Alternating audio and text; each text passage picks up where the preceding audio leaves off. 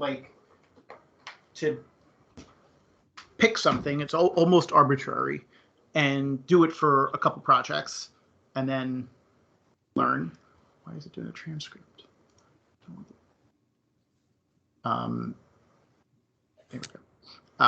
Pick up a project, do it, and then learn from it and iterate, and just do that for a couple months and get more people trying it. And don't try to come out with a standard that's going to work for anybody. Just come out with something that might work for you. Yeah. Yeah, because I think you're not alone where I think using the term standard will lose some people. Yeah. So calling it just best practice maybe, or a recommended practice. Yeah. I mean, even though like what we need is a standard, because you need to know that like distribution points dot package dash name means the place that you'd go and look for it on NPM. If somebody calls it like just package, well, now it's kind of no better than just a loose file, just arbitrary text. But it should be a lowercase. It should be a de facto standard, not a Oasis standard. Sorry, I had a couple questions. I know I haven't been that involved in this kind of effort thus far. So but I was just kind of curious. So first of all, I think the idea of YAML is like really cool, I guess, to just piggyback, just because for the reasons already stated, it's easy to parse, easy to read, all of that. And my general understanding of what's going on here is to get some kind of more kind of widely accepted kind of, because of security-MD, it just sounds like there's not really too much format and all that. I'm sorry, I'm reiterating some obvious things. I just want to make sure I'm like understanding kind of the idea behind everything. So to get a more kind of organized layout to all of this, which I think is really cool. So I guess the other thing then that comes to mind immediately is just that like how much is just like what people are saying, what they have, right? Like for example, versus like what's actually like in our data in the scorecard. One idea I was thinking, like, I don't know how useful this would be, but like, what if like, people like organizations can list whatever they have of this information in their repos. Is there any way that we can like display what data is like verified, like on the scorecard? Like, how like, it's kind of like an out there concept, but on like social media accounts, people have like, oh, I say I'm this person, but this is a verified account. Like, what if some of this information had a little like verified check mark from like, oh, like Scorecard is verified that they do have this here, here, and here? Because it kind of reminds me of that conversation we had earlier, where I can't remember who was complaining that we said that we had some security flag for them on Scorecard, and they're like, no, we actually do have that here. So that would kind of show that, it's a combination of most of their stuff is verified, but oh, by the way, we also manage our PRs, even though it says it, doesn't in Scorecard, we list it here. So there's like a level of trust. I don't know, it's just an idea I had, but overall, I think this is a really cool project to look at. Yeah, I think it could go both ways, where the displaying mechanism of security MD includes stuff from Scorecard, but also that Scorecard. So one of the problems with Scorecard is like it looks for a security policy. Mm-hmm. The goal is for it to find your security policy. It looks for a file that happens to be called security.md in either your root or in like .github. If I call my security file like security policy.txt, it's not going to find it. That doesn't mean I don't have a security policy. So it's wrong, but it's kind of, that's how it works. So if I had a link to my security policy here, it's /security.txt, then Scorecard could use that and then say, yes, he does have a security policy because I've looked it up in the metadata. So it kind of makes Scorecard's job easier if it doesn't have to guess. That's a great, I love that. Totally could go both ways. It could, Scorecard could parse this and say, well, I don't know if Scorecard should just change that data necessarily, because it is just he said, she said kind of stuff, but maybe it can say like, there could be like a slightly different metric where it's like, they say they do this, if that makes sense. Or I don't know. I guess it could be like officially count or whatever. But I think there is a need to, like, find the liars. yeah. But I think for the most part, if we assume positive intent and just kind of go with the like if you're an attacker, this is so not the avenue that you're going to choose. Yeah, I was going to say this is like this playing is a the small real avenue of So no one would go out of their way to make like a whole like build a security.yaml and then talk to the scorecard team. I tricked you. I said bug bounty is available, true, but it's false. No, yeah, you're right.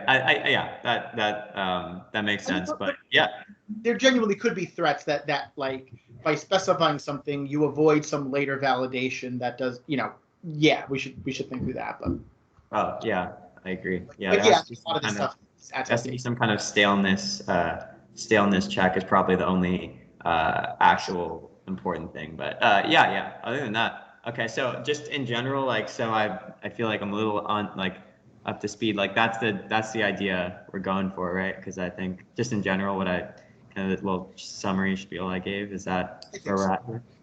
Yeah. Very cool. All right. And Sorry. the idea of cross-referencing between tools could be a way to justify or verify data too. Where if Scorecard, let's say, also came up with yes, you have security policy or whatever, and this structured security also came up with the same value. It could be like a verification technique in a way. So. By the way, there's a smaller note, but Scorecard, I asked them about the just some small, like less related stuff. I asked them about adding some stuff for like watchers and like stuff like that for the dashboard I've been trying to get for a while. And basically they said, so the guy who responded said, cool, because I added it and I merged it to the repo. So I'm like, oh, can you regenerate the Excel spreadsheet? And they're like, oh, okay, cool, I'll merge this. But can you regenerate all of our scorecard data? So basically that's like a lot of, I think it takes like several days running on whatever CPU to regenerate it. So before I started, I guess with Microsoft, that was kind of an issue because I needed my Mac for just things every day. But I guess I can, I don't know, just use it on a spare device, or is there some resource? Scorecard is asking you to generate. Yeah, he's like, I don't have the cycles. Like, this looks good, this thing that you added, but can you regenerate all the data in the Excel thing, and then I'll update the README or something. Yeah. The thing is that they don't. Does he mean from like a testing perspective? Because I know the Scorecard is having a hard time running against throttling limits and things like that, and with 50,000 projects, it's many days. It's basic. I think they said it's practically an entire week. Yeah, pretty much. Of CPU time to regenerate it all, but like we could wait until next week or the week after or next month or whenever. Like, so if it's merged, it should eventually be in the distributed thing. Yeah. I think it's just a test. You don't have to do them all. But. Yeah, it sounds like, I mean, eventually they're going to do it. So, like, I don't know when, like you said, if it's once a week or a month, or I don't know. But I think you're right. They do update it. And basically all I did was I added watchers and then stars. I guess we're going to replace it with stars anyway, but stars is no longer there when I regenerated it. And I asked him why, and he's like, oh, that was old code. We just like took that out anyway. Okay. So whatever, though, we were going to replace it anyway. Good for us to know so that we're not like showing. And I was like, oh, well, that worked out. But yeah, thank God I know that. But anyway, so the next time they update it, hopefully I'm going to keep keeping tabs on this. But then I changed some code and stuff, so it should just show up on the dashboard. But perfect. I still don't regenerate the dashboard automatically. That's the other thing. I'll start it again later this week. Hopefully that'll get the new I'm sorry, I could not figure out exactly what was. I tried looking through that the script what was that daily? I forgot what it's called. And I tried running it like every minute, every hour, like trying to see if like what the problem was, and yeah, I don't know. It's all good. Yeah. Anyway, sorry. Cool. Okay. So I guess the takeaway for that. So what we were planning to do from the previous meeting on security YAML was to kind of take today and kind of continue iterating on this. But without Matt here, I'm a little reticent to kind of go too far down because I want him to be kind of. I'd like him just to kind of take over this project and kind of run with it. So let's table that, and we'll do that again next time because we have a whole bunch of other cool stuff to talk about. Okay. So security.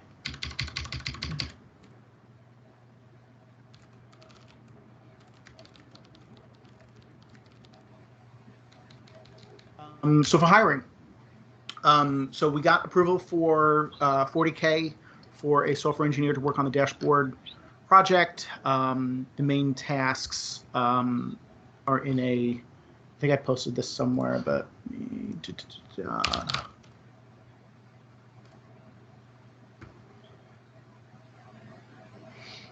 kind of over here, and then there's a LinkedIn job post. And basically, it's like rebuild the infrastructure, like doing it the right way and not like my way. So, but actually have like it be different pieces and containers and like running separately and not like all in the same VM. It shouldn't be a tremendous amount of work for someone that has kind of done this multiple times. Update the front end with, we have some things like, improving the API and some bug fixes, certainly getting the cron stuff working, making sure that Postgres is kind of correctly configured and optimized and whatnot. And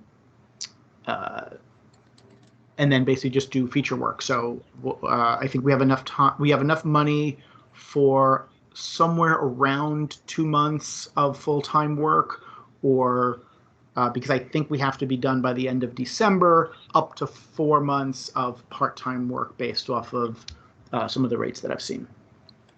So we have about 20 or so candidates that have applied through LinkedIn, and then I have UTeam and TopTal who are kind of freelancing. Well, one of them's a freelancing firm, and the other one is like a referral escrow service, I guess, where the relationship is with some other company that they have a relationship with. Either way, though, we should kind of get on this, get on this quick so we can get somebody on the ground doing this.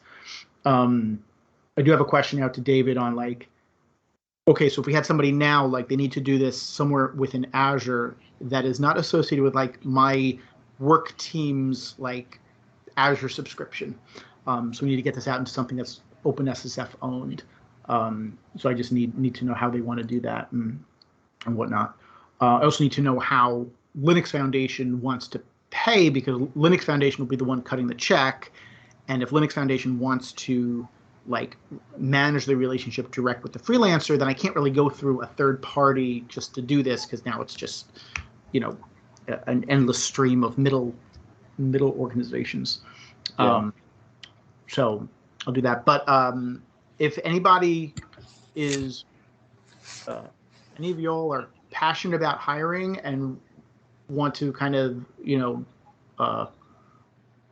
help like review resumes and interview and stuff like that, it shouldn't be too many. I mean, I think if I don't go with UTeam or TopTal, then yeah, it's about 20 right now. And from what I've seen, most of them are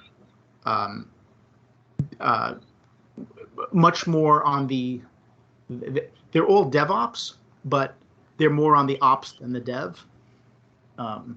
So it's a lot of kind of sysadmin-y in the cloud work, which is great, but I really need somebody that can also do the dev work. So let me know if you're interested in that, and I'll can just set up time with you and just do that. Cool. So I could provide a little bit of insight here about how LF would want to handle this. I actually just threw in a doc in the meeting notes, but basically it goes through the process of essentially how to get paid through LF. So where it says C doc, and there's like a Google Doc right there.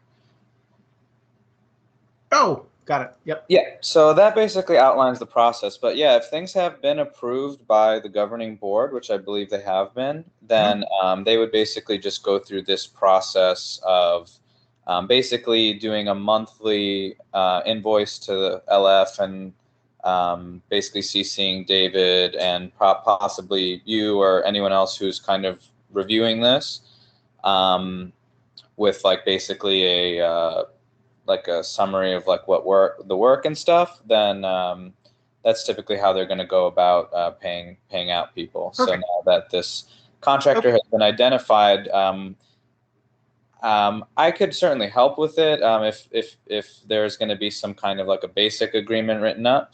I think that would be a good idea, and then part of that would be, you know, invoicing Linux Foundation for like their monthly salary or whatever, their monthly hours. Yep. Perfect. That I think that works great, and that certainly leans toward just making this a freelance thing rather than trying to go through an agency, because the agencies are going to want, you know, are going to want money in escrow and prepay, and I feel like it's going to get complicated with contracts and legal stuff. Yeah. So okay, so I'll bias this towards just finding a freelancer that is capable and interested in doing this work for a couple months. Cool. Awesome. Cool. So the other thing that I wanted to chat about was a proposal that I made. I very briefly described to the governing, the planning committee on Monday. So I wanted to open this up and get lots more opinions on it. So here's the pitch at a high level. A lot of the work that OpenSSF does, and a lot of other organizations in the space do, is kind of this meta security work where it's not, and I think, you're actually not included in this because like the work that you're doing is like direct, like look at the thing, is the thing safe? This project, and I hate that project, I just needed a name to call it, so we can call it something better, is let's run high quality tools across all the open source we can possibly find, like do this at like mega scale, dump all the results in a database basically, and then build a triage experience on top of that so that folks can go in and do things like show me the most critical issue across all projects according to the criticality of the vulnerability itself, the number of times the project's used, whatever. So some other magic formula that prioritizes well, that hasn't already been triaged. I triage it, meaning I look at the vulnerability, I look at the code, I have whatever I need in this space. I confirm that yes, it really is a vulnerability, and then I have a choice. I can create a patch for it. I can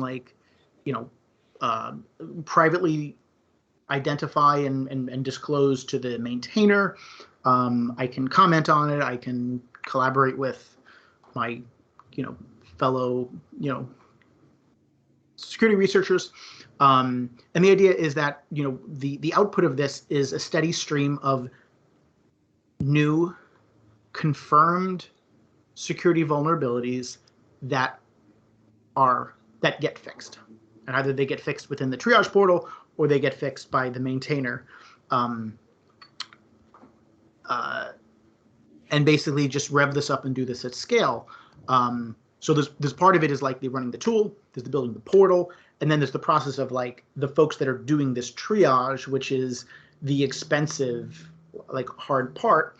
And for that, we hire security analysts to do it. So what I was thinking for the MVP, it's just like a half a person just to test out the concept. But then we scale up to 3, and then we scale up to maybe 15. After that, to like actually make this real. What else? So metrics are like, what have we analyzed? What have we confirmed? What have we reported fixed? The big difference here that I've seen a lot of these, I haven't seen a lot of things like this.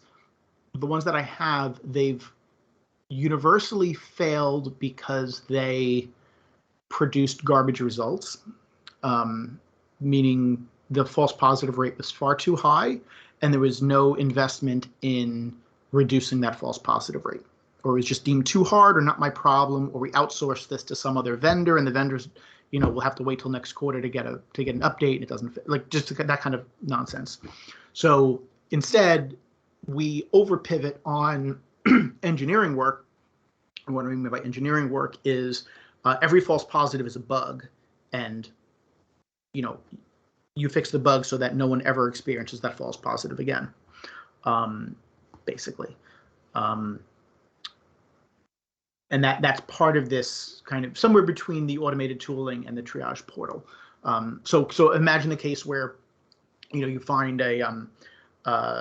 you're looking through like SQL injection things, and you realize that the tool is doesn't understand that these actually aren't like SQL statements. It's something else. You be able to provide immediate feedback in there to either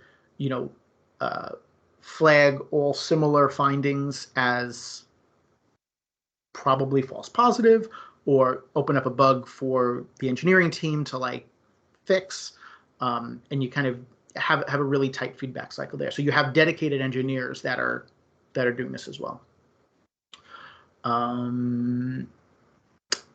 I mentioned here, and I've gotten pushback against the bug bounty, patch bounty. So I've taken that all to heart, and I think we'll make bug bounty, patch bounty like a phase 2 of this, if anything. But the thinking was, you can't make this entire database public because it's just a pile of 0 days.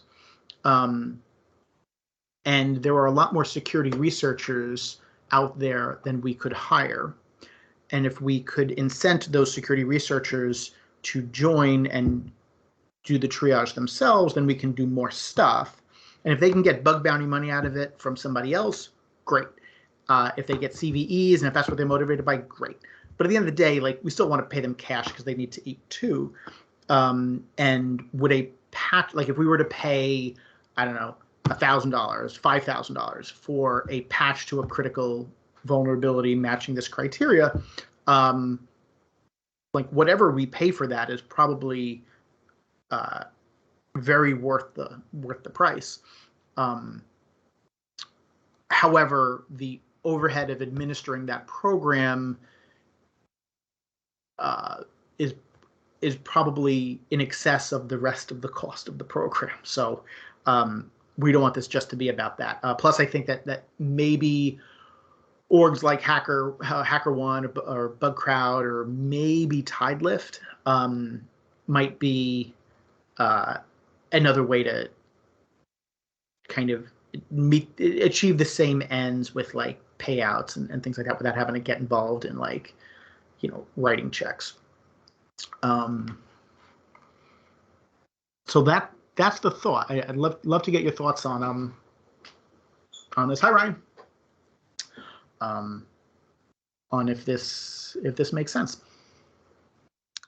Hey, sorry I'm late. I had another meeting this morning, so Okay. playing catch up for the past month, basically. Mm-hmm.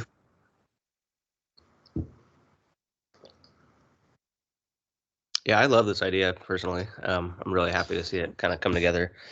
One thing I was going to put in this document was just sort of like,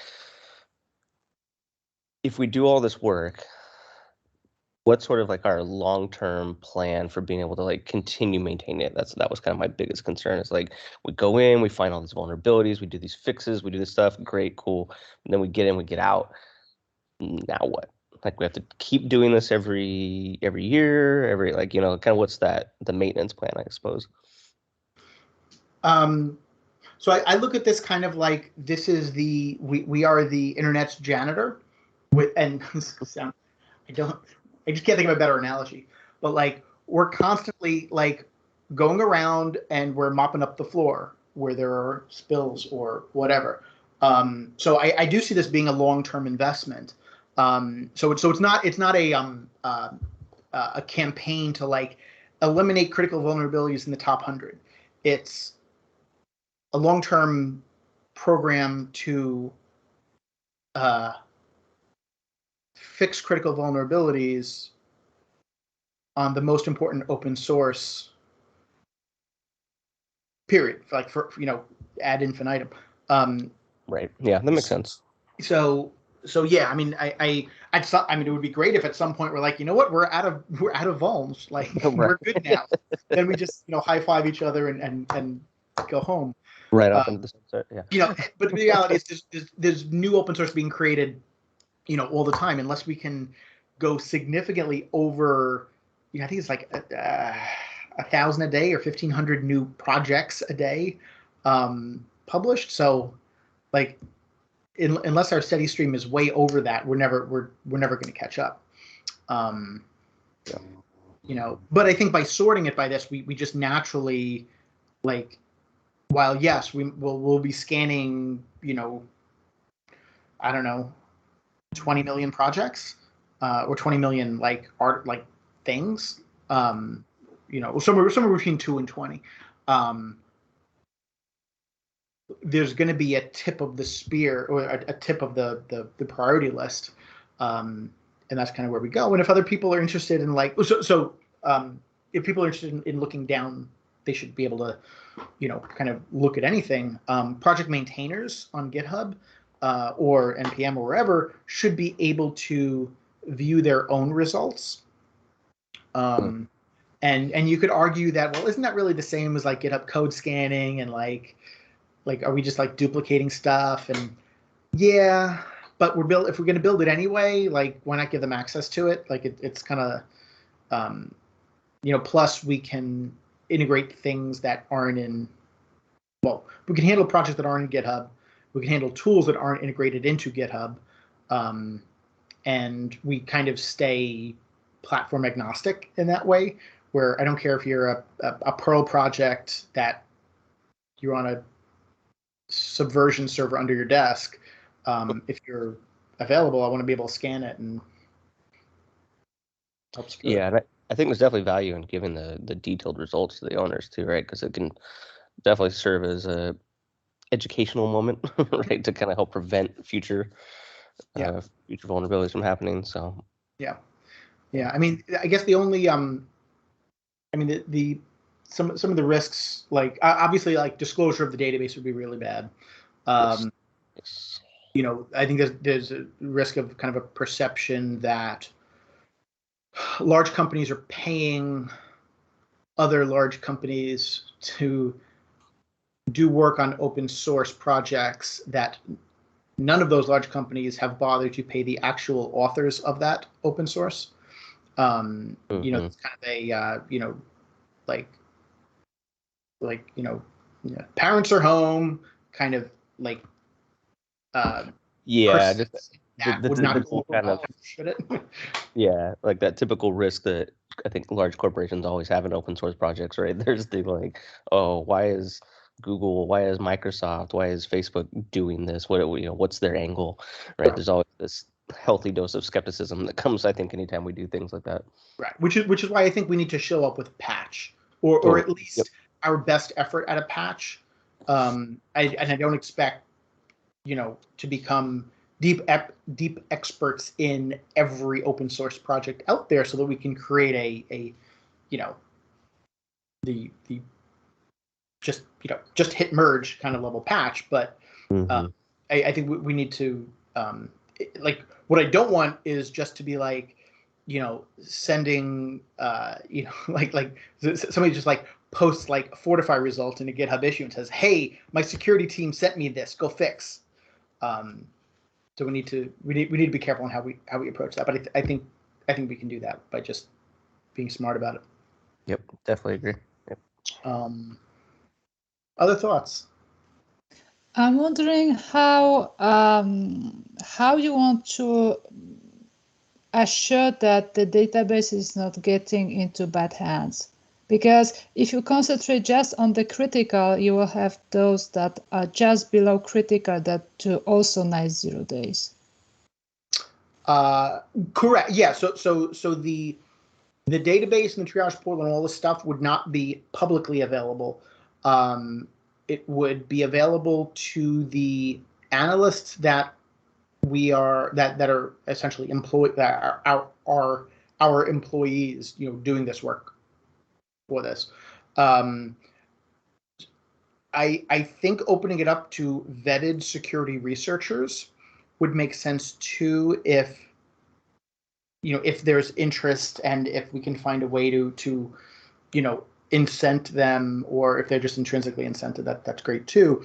But the database itself would not be public, and we would need to make sure that database remain protected. At the same time, I want to be clear, like, we're only going to be using public open source or publicly available tools to do this work, and all of the triage portal and the analyzer orchestration part and all that stuff would be open source too.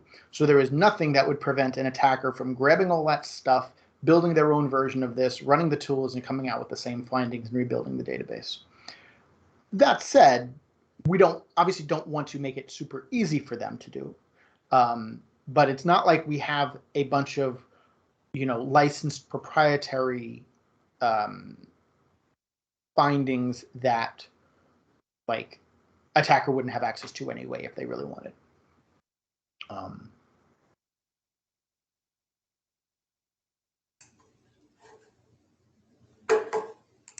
So quick thought. So like, yeah, that's definitely a really good point. I think this definitely like the idea of the database, it definitely compiles everything and will make it significantly easier than like individually kind of using all those open source tools for an attacker. But at the same time, it's not to say I disagree. Like I think as long as it's like done in a really careful way, I think that I don't know. My personal opinion is that it should be totally great. I'm wondering like what kind of tools. I'm kind of curious what kind of tools and how automated the process is of like generating this database. Like what, I don't know. Like you mentioned, they're all going to be like publicly available open source tools. But did you have any thoughts on maybe what kind of things would be utilized for that?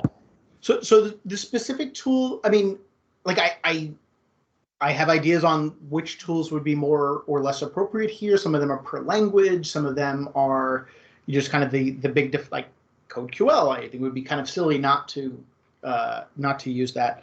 The hard part is the false positive. So I think like running 20 or 30 tools in kind of a batch against each project is super easy and great. Now we have like 1,000 results per project. Which of those are actually critical? And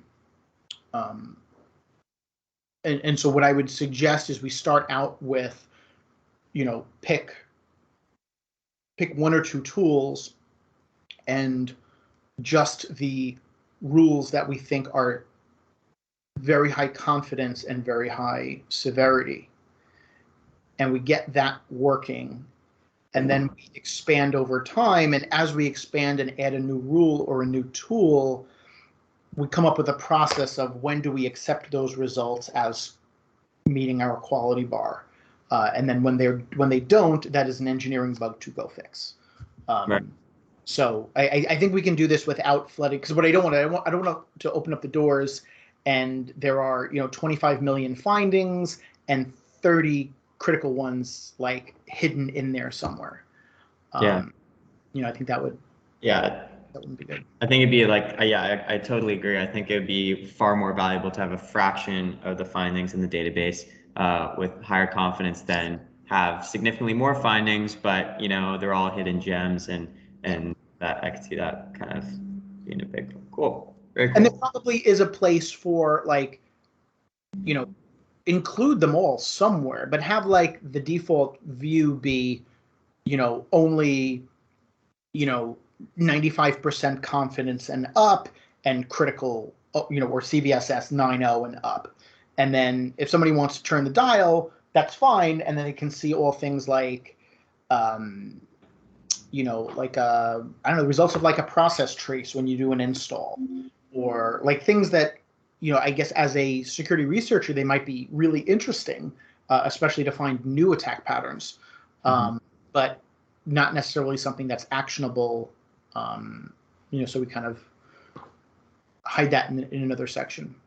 And part of the job, I guess, of the security research, like one of the things that could be included, I guess, would be like if you can, you know, tick an item off the list of the database of just being a false positive, that eliminates it from, you know, being there. But in the first, I think the bigger, much larger focus should be in the first place, not having those kind of things at scale.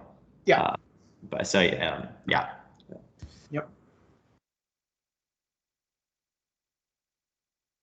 Is anybody aware? Like, oh, sorry, go ahead, Martin. Have you done a kind of a small proof of concept to find out how many things you would expect to show up per project, and to be able to more or less get a dimension of the budget that is needed to make it running? So we've done proofs of concept. So internally to Microsoft, so we've done proof of concepts on getting an orchestration system like this working, and a triage portal, and things like that. The problem is the problem that we had is, and frankly, I think that this was the way I went about this was, let's include all the tools, and we didn't put enough time into minimizing the false positives. So we have way more bugs than we can look at, and you know, so for this external thing, I want to make sure that we don't fall into that trap.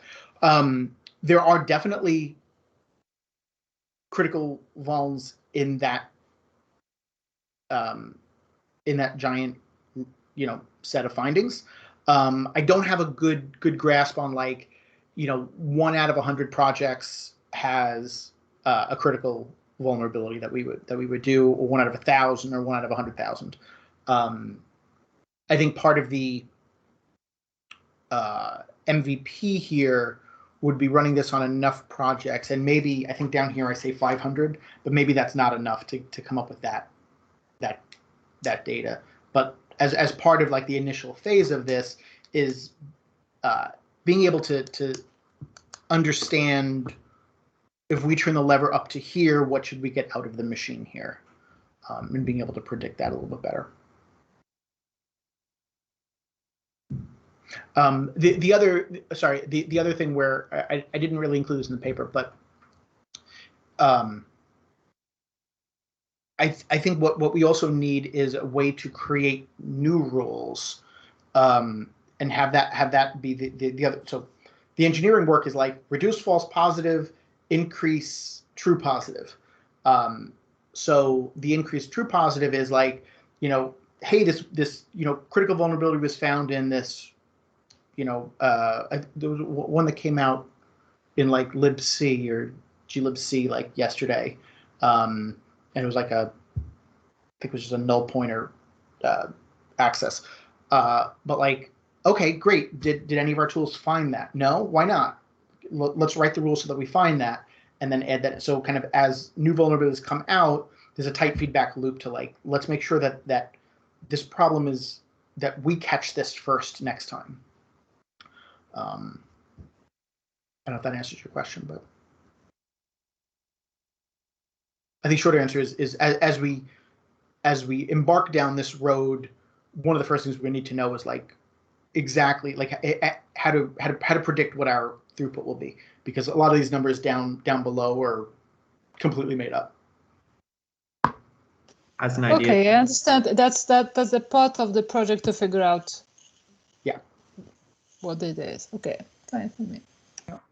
As an idea reduce false positives. So I get that reducing false positives, increasing true positives, like you said, especially after those big vulns are super important. One idea maybe for reducing false positives, since you mentioned CodeQL as a source, you can maybe just start out by just running all the like high precision queries if you want. I mean, that's just like a flag in the queries, as well as yeah, obviously you do all sorts of severity, but I think maybe starting with the higher precision queries will at least get initial stuff in there to be mostly you know, rid of false positives, hopefully.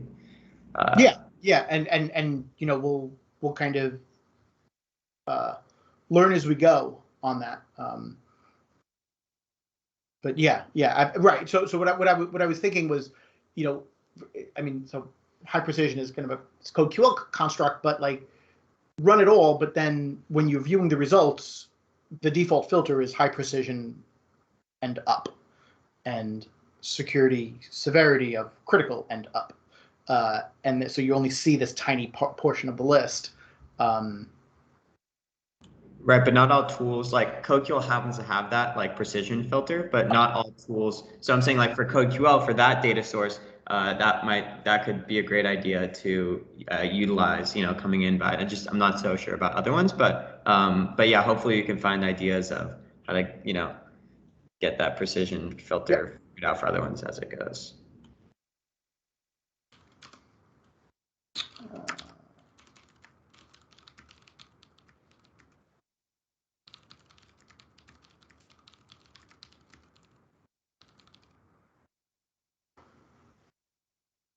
Well, that's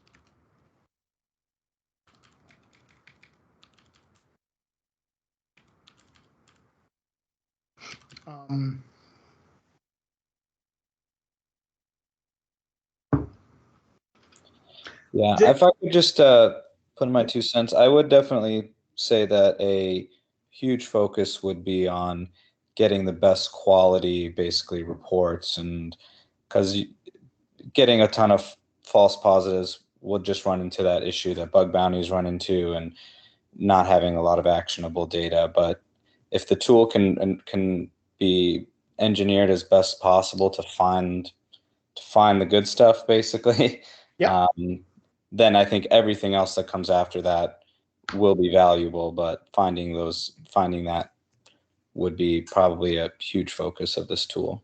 Yeah, totally agree. Is anybody aware, like, has this I mean, you kind of argue that like the automated tooling is kind of like GitHub code scanning, or whenever like pick a static analysis vendor goes in and like scans the ecosystem and like finds a whole bunch of stuff and writes a paper on it, and that's great. The triage portal is kind of like, I haven't seen anything like that publicly. Private sharing is all ad hoc, but like if this has already been done, like maybe we can learn from that, or just kind of tail onto that. But I'm not aware of anything that kind of puts this all together.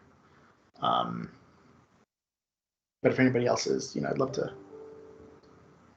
love to be told this has all been done before 1,000 times. I'm not familiar with any tools specifically like this that have been built. Specifically the triage portal. The portal, wouldn't that be, that's the private part, right? Where that's like security researchers viewing in the data. So you wouldn't see that publicly if they had that for 0 days, I'm sure, right? It would be more for like a. Yeah. That would be at least like. Yeah. I meant more like even like because I would think we would still like market the fact that we are doing this, even though like most people would never have access to the actual content. Similarly, I haven't heard about any projects that are doing this. And if it were 90 days, like plus like the more like public ones in terms of like some kind of database, that reminds me a little more of just like a vulnerability database. But at the same time, those aren't like, it's not like I've seen like any kind of bounty, like actionable like steps from the vulnerability databases. So it definitely seems like a good far enough gap between stuff like that, in my opinion. Yep.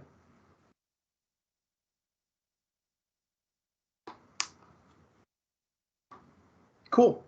We have about 5 minutes left. So I guess the next, so I'm gonna continue to kind of pitch this and refine it a bit. I think ultimately this would I would want to make this a formal pitch to the probably TAC first and then governing board if I understand the right process, and then to see if OpenSSF wants to kind of pick this up as a funded thing.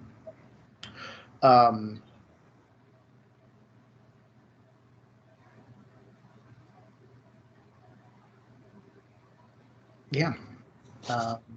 Yeah, I think pitching the TAC first is a good starting point, and then you only really need to go to the governing board, I think, if money gets involved, right? Okay. So if there's a budget well, there approval. definitely would be money involved, but yes.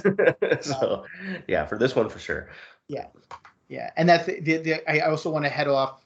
Well, not head off, but some of the other conversations that are starting to go on about direct funding and things like that. I don't want to be late to that party and find that all the money has dried up for those kinds of things. So yeah, and I know those conversations from the little bit that I've been involved in seem to like just kind of flip flop all over the place right now. Right, where current thinking is, but yeah, it'd be good to get in there soon. Yeah. But I'm thinking for MVP and even into little post into 2022, it's not a silly amount of money to do this. So we should be able to make it work if either OpenSSF or one of the large organizations that are a member of OpenSSF just want to say go do. We can make that happen. Yeah, and I'm pretty sure there's quite a bit of interest within OpenSSF and with some of these large companies. So one way or another, I'm sure it'll work out. Yeah. I got to find when everybody's fiscal year ends so I can pitch them like 6 weeks before. Say, you got any extra money?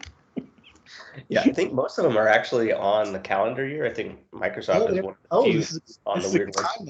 Yep. Cool. Awesome. Wonderful. Anything else anybody would like to chat about in the last couple of minutes? Cool. Well, thank you all very much for your time and attention and all that. And see everybody again in about 2 weeks. Thank you. Thank you, Mike. Thank you, everybody. Bye. Thank you. Bye.